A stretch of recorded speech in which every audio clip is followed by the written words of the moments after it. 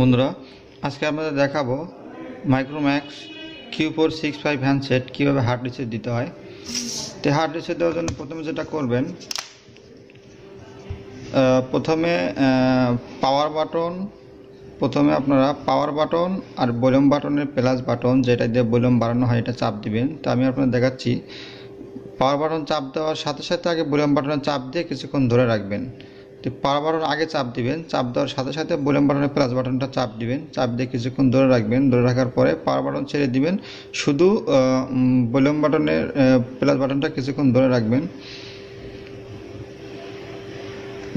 ধরে রাখার পর ছেড়ে দিবেন, ছেড়ে দেওয়ার পর দেখবেন এরকম অপশন আসবে। এরকম অপশন আসার পরে যেটা করবেন, ওয়েব ডাটা ফ্যাক্টরি রিসেট এই অপশনটা সিলেক্ট করবেন। আমি সিলেক্ট করলাম। সেট করার পরে জাস্ট পাওয়ার বাটনে একটা ক্লিক করবেন। ক্লিক করার পরে এরকম অপশন আসবে। তারপর যেটা করবেন, yes delete all user data এই অপশনটা সিলেক্ট করবেন। সিলেক্ট করার পরে পাওয়ার বাটনে জাস্ট ক্লিক করবেন। দেখুন আমার সমস্ত ডাটা কিন্তু ফরম্যাট হচ্ছে।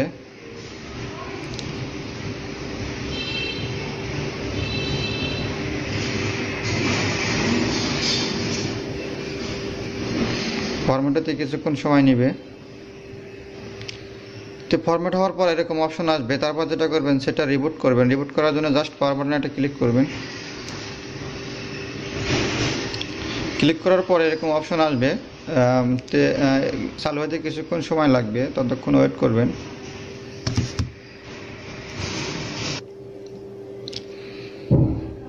কিছুক্ষণ ওয়েট করবেন, চালু হতে কিছুক্ষণ সময় লাগবে, ততক্ষণ ওয়েট করবেন।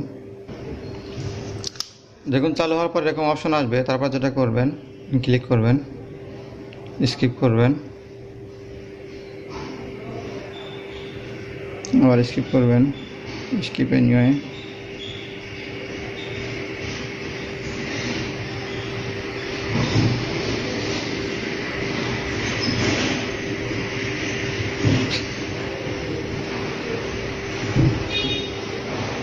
এখানে ইংলিশটা সিলেক্ট করে দিবেন। এখানে মাদার ল্যাঙ্গুয়েজ বাংলা সেট করে দিবেন।